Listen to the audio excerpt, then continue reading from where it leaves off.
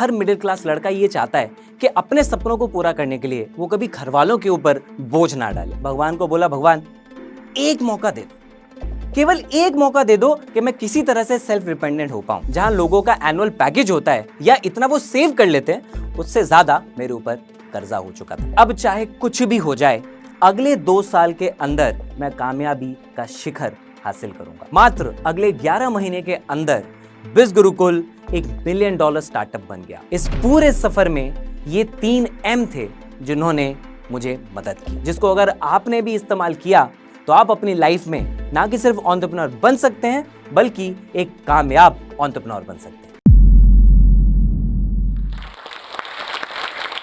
26 अक्टूबर 2017, शहर मेरठ। आप लोगों ने अमूमन बहुत सारी शादियां अटेंड की होंगी और शादियों में जनरली सीन क्या रहता है कि लड़का और लड़की यानी दूल्हा और दुल्हन के रिश्तेदार सब तैयारियों में लगे होते हैं। लेकिन इस शादी का सीन कुछ डिफरेंट था। यहां पे 20-25 रिश्तेदार एक लड़के को बिठा के उसके आसपास घेरा लगा के उसे ये कन्विंस करने में लग रहे थे कि तू अपना बिजनेस बंद कर दे और वो सरकारी नौकरी पकड़ ले जो तूने अभी क्रैक की है। मुझे लगता है आपको गेस करने की जरूरत नहीं पड़ी होगी, वो लड़का मैं था। और मैं वहां पे किसी ना किसी तरह से अपने आंसू रोकने की कोशिश कर रहा था, क्योंकि उन रिश्तेदारों का एक एक ताना मेरे सीने के आर पार जा रहा था। किसी को भी विश्वास नहीं था कि मैं मेरे बिजनेस में कामयाब हो सकता हूं, लेकिन मुझे खुद पर और अपने सपने पे पूरा भरोसा था। और मुझे इस बात का पक्का यकीन था कि जो सपना मैंने 9th स्टैंडर्ड में लिया था कि मैं एक दिन एंटरप्रेन्योर बनूंगा, मैं उस सपने को जरूर पूरा करूंगा। दोस्तों, आज इस वीडियो में मेरी कहानी से आपको यह सीखने को मिलेगा कि अगर अपने सपने को पूरा करने की जिद है तो आप उसे कैसे अचीव कर सकते हैं। और अगर आप सच में जिद्दी हैं तो कामयाबी आपके कदम चूमेगी चूमेगी। और वीडियो के एंड में आपको यह भी पता लगेगा कि अगर आप खुद का बिजनेस स्टार्ट करना चाहते हैं तो कैसे करें, और अगर उसे ग्रो करना चाहते हैं तो उसकी भी ढेर सारी टिप्स आज आपको इस स्टोरी में मिलेंगी। नमस्कार दोस्तों, मेरा नाम है रोहित शर्मा। मैं दिल्ली का रहने वाला हूं, यहीं पे पला बढ़ा, और मेरे फादर एक गवर्नमेंट सर्वेंट है। बात मैं आपको बता रहा था 9th स्टैंडर्ड की, जब मैंने एक एंटरप्रेन्योर बनने का सपना लिया। मैं केवल 14 साल का था और शुरू से ही पढ़ाई में बहुत अच्छा था, लेकिन धीरे धीरे पढ़ाई से मन हटने लग गया। क्यों? क्योंकि मैंने ये देखा कि मेरे घर में बहुत सारी फाइनेंशियल प्रॉब्लम्स होने लग गई थी, और उस फाइनेंशियल प्रॉब्लम की वजह से मेरा पढ़ाई में ध्यान नहीं लग पा रहा था, क्योंकि मैं केवल एक चीज चाहता था कि मेरे घर में वो सारा सुख और समृद्धि हो। मैं ये देखता था कि पैसे की प्रॉब्लम की वजह से स्कूल की फीस अक्सर लेट हो जाती थी। किसी शादी या फंक्शन में जाना होता था तो ऐसा फील होता था कि मानो खुशी का मौका नहीं बल्कि कोई टेंशन की बात हो गई हो। और इसी तरह की कई सारी परेशानियां मुझे झेलनी पड़ती थी। उसकी जगह पे जब मैं दूसरे रिश्तेदारों को देखता था तो उनकी लाइफ बहुत अच्छी थी, क्योंकि वो लोग बिजनेस करते थे और उनके पास अच्छा खासा पैसा था। और इसीलिए मैं उस वक्त ढूंढने लग गया कि मुझे कोई ना कोई मौका मिले जिससे मैं कुछ पैसा कमा के अपनी फैमिली को फाइनेंशियली सपोर्ट कर सकूं। मैं बचपन से ही स्टेज पे बहुत अच्छा था बोलने में, पब्लिक स्पीकिंग का मुझे बहुत शौक था, और इसी वजह से मुझे एक बार स्कूल में मौका मिला एक स्पीच कंपटीशन में पार्टिसिपेट करने का। मैंने वहां पार्टिसिपेट किया और सेकंड प्राइज जीता। सेकंड प्राइज जीतने में जो प्राइज था वो एक लिफाफे के रूप में मुझे मिला, और जैसे ही मैंने वो लिफाफा खोला उसके अंदर 4 100 के नोट थे। उस प्राइज में मुझे 400 रुपए मिले, और आप अभी भी देख पा रहे होंगे कि मेरी आंखों में वो चमक और चेहरे पे खुशी है, क्योंकि वो मेरे लिए मेरी जिंदगी का शायद सबसे कीमती लम्हा था। क्योंकि उस 400 रुपए की वजह से मैं मेरी फैमिली को सपोर्ट कर पाया और हम एक फंक्शन में जा पाए।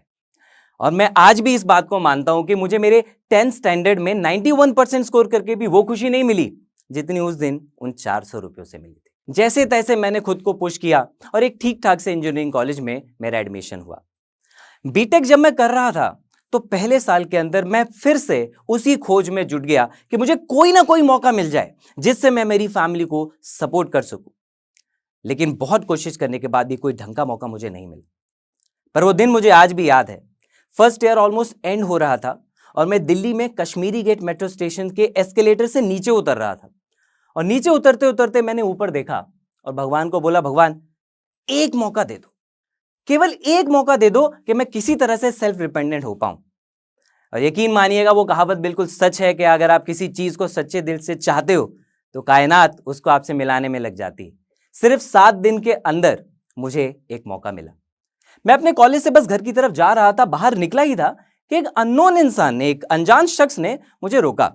उसने मुझसे कुछ बातचीत करी और वहां से मुझे पता लगा एक ऐसे बिजनेस मॉडल के बारे में जो मेरे लिए एक बहुत जबरदस्त और पहला माइलस्टोन बन गया।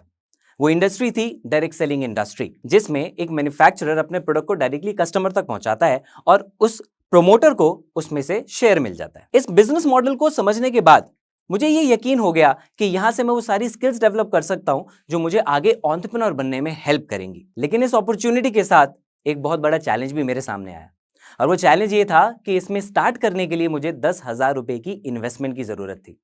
अब जाहिर सी बात है, मेरे पास तो 1 रुपया भी नहीं था इन्वेस्ट करने के लिए। तो मैंने सोचा कि मैं ऐसा क्या करूं कि वो 10,000 रुपए आए।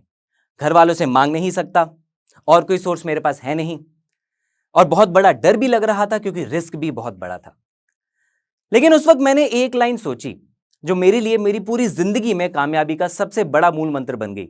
वो ये कि ज्यादा से ज्यादा क्या हो जाएगा। मैंने ये सोचा कि किसी न किसी तरीके से मैं 10,000 रुपए अपने दोस्तों से उधार ले लेता हूं। अगर कुछ अच्छा हो गया तो उनको ये पैसे आराम से रिटर्न कर दूंगा, और अगर मान लो मैं इस बिजनेस में फेल हो गया तो भी किसी न किसी तरह से ट्यूशन पढ़ा के दोस्तों को ये पैसे मैं लौटा दूंगा। और ऐसा करके मैंने मेरी लाइफ का पहला सबसे बड़ा रिस्क लिया उन 10,000 रुपए का। तो ये बिजनेस स्टार्ट करने के बाद कॉलेज खत्म होते ही हर रोज मैं दिल्ली के एक कोने से लेके दूसरे कोने तक जाता था अपने बिजनेस को डेवलप करने के लिए। कभी बस में, कभी मेट्रो में, भूखे प्यासे, सर्दी गर्मी, धूप बरसात, कैसा भी मौसम हो, मैंने ये रूल बना लिया कि मुझे हर रोज काम करना ही करना है। और उसकी वजह से मुझे sales, marketing, leadership, human psychology, business, इन सब के बारे में बहुत अमेजिंग बातें और स्किल्स सीखने को मिली, जिन्होंने मेरी जिंदगी को एक जबरदस्त डायरेक्शन दी। तो मेरा कॉलेज कंप्लीट हुआ 2014 के अंदर, और अगले 3 सालों में मैंने कुछ छोटे छोटे स्टार्टअप्स करने की कोशिश की।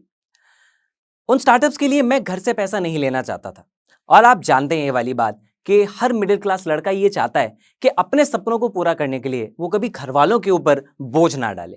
मैंने भी ऐसे ही किया। अपने उस पहली 10,000 की इन्वेस्टमेंट में भी मैंने घर वालों को परेशान नहीं किया था, और इस वक्त भी मैंने ये सोचा कि नहीं, मैं अपने दम पर अपना बिजनेस करूंगा।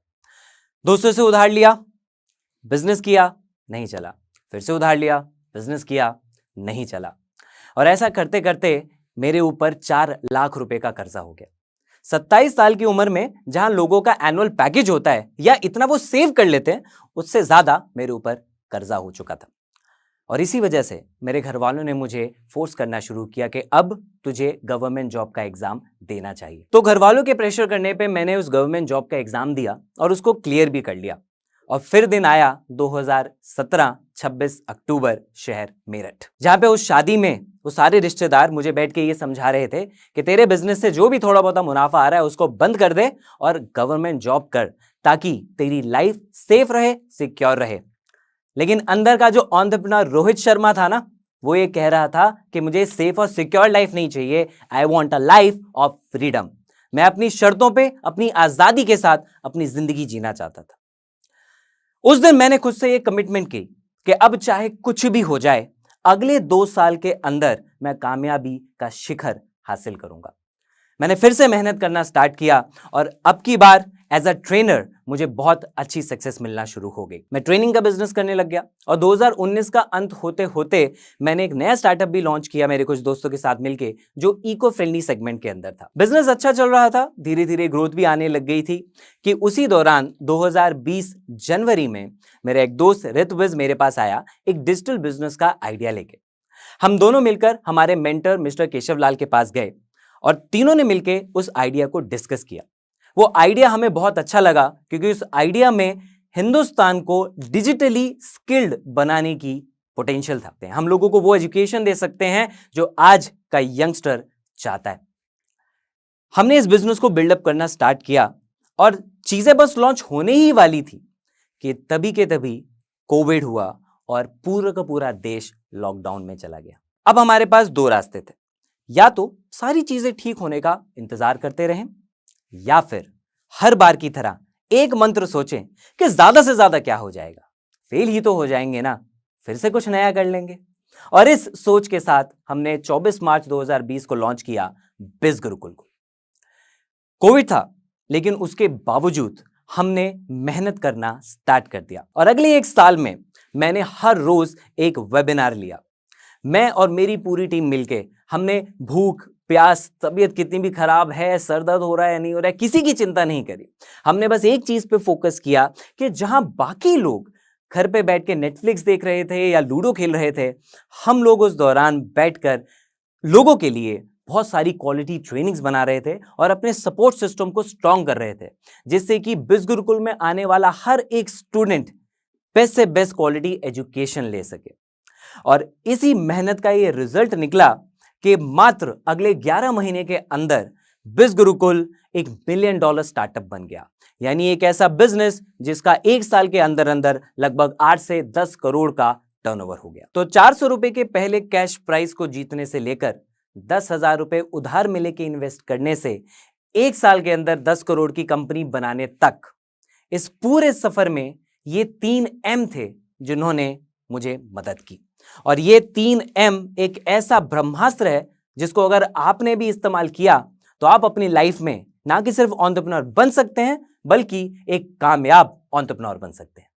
तो पहला M है मनी, पैसा। मैंने हमेशा पैसे को एक टूल और ताकत की तरह समझा। अक्सर मैं लोगों को देखता हूं कि पैसे को लेकर बड़ा डर जाते हैं क्योंकि वो सोचते हैं कि कुछ बड़ा अगर बिजनेस करना है तो उनके पास बहुत सारा पैसा होना चाहिए। नहीं, अगर आप अपना बिजनेस स्टार्ट करना चाहते हैं तो आपको सबसे पहले एक सही इनकम सोर्स की जरूरत है। अपने लिए या तो एक जॉब ले लीजिए या फिर एज अ फ्रीलांसर कोई भी अपना काम कीजिए जिससे कि आपके पास एक रेगुलर इनकम हो। उसके बाद जो आपके पास पार्ट टाइम में अब टाइम बचेगा उसको आप यूज कीजिए अपना बिजनेस डेवलप करने के लिए, क्योंकि इसमें वक्त लगता है। कभी भी आपको बिजनेस को लेके इसको ओवर एस्टिमेट नहीं करना है या ओवर कॉन्फिडेंट नहीं होना है। दूसरा और सबसे इंपॉर्टेंट पॉइंट पैसे से रिलेटेड ये कि तब तक फुल टाइम बिजनेस में ना आए जब तक आपके पास 6 महीने का फाइनेंशियल बैकअप ना हो, वरना जैसे ही कोई प्रॉब्लम आएगी आपको बिजनेस को क्विट करना पड़ जाएगा और आपको लॉस हो जाएगा। इसलिए बेस्ट ये है कि कैलकुलेटेड रिस्क लें। बात करते हैं दूसरे M की। दूसरा M है माइंडसेट। अपनी लाइफ में एक माइंडसेट अडॉप्ट कर लीजिए कि अगर आप कामयाब होना चाहते हैं तो आपको फिजिकल, मेंटल और इमोशनल चैलेंजेस के सामने झुकना नहीं है। मेरी लाइफ में ये तीनों आए थे और मैंने इन तीनों को ओवरकम किया क्योंकि मेरा ध्यान केवल और केवल मेरे सपने पे था। तो एक स्ट्रॉन्ग माइंडसेट कैसे बनाए, उसके लिए मैं आपको 3 बहुत सॉलिड टिप्स दे रहा हूं। सबसे पहला, अगर आपको अपने बिजनेस को ग्रो करना है तो एक ग्रोथ माइंडसेट आपको अपनाना पड़ेगा और वो माइंडसेट आपको मिलेगा सक्सेसफुल बिजनेसमैन और एंटरप्रेन्योर्स से सीखकर। कैसे सीखें? आप उनसे जाके उनकी वर्कशॉप्स अटेंड कर सकते हैं, उनकी बुक्स पढ़ सकते हैं, उनके पॉडकास्ट सुनिए और अगर उनके कोर्सेज हैं तो वो कोर्सेज भी जरूर लीजिए। इस तरीके से आप कामयाब लोगों से सीख पाएंगे कि कामयाबी कैसे हासिल की जाती है। दूसरी टिप वो ये कि आप नेटवर्किंग इवेंट्स के अंदर जाएं। मुझे आज भी याद है कि कॉलेज में जब सैटरडे संडे को मेरे दोस्त पार्टी किया करते थे, मैं जाके फ्री वर्कशॉप्स और ट्रेनिंग्स अटेंड करता था, सिर्फ सीखने के लिए नहीं बल्कि और लोगों के साथ कांटेक्ट डेवलप करने के लिए। और ऐसे इवेंट्स में जाके मुझे ऐसे बहुत सारे एंटरप्रेन्योर्स और बहुत अच्छी अच्छी पर्सनालिटीज के साथ मिलने का मौका मिला, जिन लोगों से मैं आज भी कई तरह की राय लेता रहता हूं, जो मुझे मेरी लाइफ में ग्रो करने में बहुत ज्यादा हेल्प करते हैं। तो नेटवर्किंग आपका बहुत स्ट्रॉन्ग टूल हो सकता है। और तीसरा और सबसे इंपॉर्टेंट टिप, एग्जीक्यूट करें। जो भी कुछ आप सीख रहे हैं उसे फटाफट इंप्लीमेंट कर दें। एक्शन लेना बहुत जरूरी है। इसके लिए एक मूल मंत्र आपको देता हूं, फेल फास्ट। जितना जल्दी आप फेल होंगे उतना ही जल्दी आप लाइफ के इंपॉर्टेंट लेसन सीखेंगे, जिस पे इंप्रूव करके आप अगली बार कामयाबी हासिल कर सकते हैं। और अक्सर मैं लोगों को देखता हूं कि वो फेल होने से डरते रहते हैं। वो एक परफेक्ट टाइम का वेट करते हैं कि मैं सब कुछ सीख लूं, 1-1.5 साल का वेट कर लूं, जैसे ही सब कुछ परफेक्ट होगा मैं अपना बिजनेस लॉन्च करूंगा और रातों रात अमीर बन जाऊंगा। ऐसा नहीं होता है। ये तो ऐसी बात हो गई कि आपको दिल्ली से लेके गुड़गांव जाना है और आप वेट कर रहे हैं कि रास्ते के सारे सिग्नल ग्रीन हो जाएं एक साथ, तब मैं घर से गाड़ी निकालूंगा। क्या ऐसे आप कभी गाड़ी घर से निकाल पाएंगे? नहीं। और इसीलिए 99% लोगों की एंटरप्रेन्योरशिप की गाड़ी कभी निकल ही नहीं पाती, क्योंकि वो परफेक्ट टाइम का वेट करते रहते हैं। तो आपको ऐसा नहीं करना है। जो भी आप सीखें उसे इमीडिएटली अप्लाई कर दें। अब बारी आती है तीसरे M की। ये तीसरा M मेरी जिंदगी को और मेरी सक्सेस को शेप करने में सबसे पावरफुल मंत्र रहा है और ये है मेंटरशिप। मैंने हमेशा अपना पैसा और टाइम रेगुलरली इन्वेस्ट किया है मेंटरशिप लेने के अंदर। तो एक अच्छा मेंटर कैसे मिले, उसके लिए ये 3 टिप्स आपको बहुत हेल्प करेंगी। नंबर 1, मेंटर उसे चुनिए जो आपकी फील्ड के अंदर, जिसमें आप बिजनेस करना चाहते हैं, कामयाब होना चाहते हैं, उसमें ऑलरेडी सक्सेसफुल हो। नंबर 2, मेंटर उसे चुने जो आपकी कामयाबी से खुश हो, जेलस ना हो। इसलिए मैं अक्सर रेकमेंड करता हूं कि अपने रिश्तेदारों को अपना मेंटर मत बनाना, अनलेस आप फैमिली बिजनेस में हो तो। और नंबर 3, आपके मेंटर के साथ आपकी वाइब्स मैच हो जानी चाहिए। इस मेंटरशिप के मंत्र को ही मैंने बिज गुरुकुल के साथ मिलकर अपना मिशन बना लिया, और इस मिशन पे काम करते करते हमने लोगों को एम्पावर और ट्रांसफॉर्म करना शुरू किया, और इसकी वजह से आज हम लगभग 2 लाख लोगों को ट्रेन कर चुके हैं, उनको अपनी सर्विसेज दे चुके हैं, और अब हमारा मिशन है कि अगले 3 साल के अंदर हम 1 मिलियन लोगों तक पहुंचे, यानी 10 लाख लोगों को एम्पावर करें, जिससे कि वो दूसरों की लाइफ को और बेहतर बना सके। तो इन दी एंड मैं आपको कामयाबी के 3 मूल मंत्र देना चाहता हूं। सबसे पहला, आपकी उम्र और आपकी करंट सिचुएशन ये कभी भी आपका फ्यूचर डिसाइड नहीं कर सकते। आपका फ्यूचर क्रिएट करना केवल आपके हाथों में है। नंबर 2, कंटिन्यूअस लर्निंग और कंसिस्टेंट एक्शन को आप अपनी जीवन का मूल मंत्र बना लीजिए। रेगुलर सेल्फ इंप्रूवमेंट में काम कीजिए और इसे अप्लाई करते रहिए। और तीसरा और सबसे इंपॉर्टेंट, लाइफ में कामयाब होना है तो मेहनत का दामन मत छोड़ना दोस्तों। जो मेहनत से पीछे हट जाते हैं वो लाइफ में कहीं आगे नहीं बढ़ पाते। तो ये थी मेरी जिंदगी की कहानी, और आइए अब मिलकर हम और आप आपके जीवन की सक्सेस स्टोरी क्रिएट करते हैं और मिलकर भारत को सुदृढ़ बनाते हैं। जय हिंद। अगर आप इस टॉक के एंड तक पहुंच चुके हैं तो मैं आपको जोश टॉक्स का एक दूसरा रूप भी दिखाना चाहता हूं, जिससे मैं काफ़ी देर से जुड़ा हुआ हूं और मुझे बहुत बहुत ज़्यादा पसंद है कि वो क्या कर रहे हैं। जोश टॉक्स ने एक नया ऐप लॉन्च किया है जिसका नाम है जोश स्किल्स। अब वो नया नहीं रहा, काफ़ी टाइम से है, लाखों लोग उसको अब यूज़ करते हैं। और जोश स्किल्स पे आप अपनी ज़िंदगी के लिए कोर्सेज ढूंढ सकते हैं। वो कोर्स नहीं जो आपको physics, chemistry, commerce, business studies पढ़ाएंगे, वो कोर्सेज जो आपकी जिंदगी में आपको कैसे जीना चाहिए वो सिखाएंगे। मैंने खुद जो स्किल्स पे बहुत सारे कोर्सेज बनाए हैं, पब्लिक स्पीकिंग पे, इमोशनल क्राइसिस कैसे हैंडल किया जाए, अपनी पर्सनालिटी कैसे डेवलप की जाए। हर एक कोर्स में डेली क्विजेज हैं, एक्सरसाइजेज हैं, एक बहुत ही खूबसूरत कम्युनिटी है जो आपको सपोर्ट करेगी, आपको इनकरेज करेगी। आज ही डाउनलोड करें जोश स्किल्स का ऐप और उनके कोर्सेज एक्सप्लोर करके अपनी जिंदगी को आगे बढ़ाएं।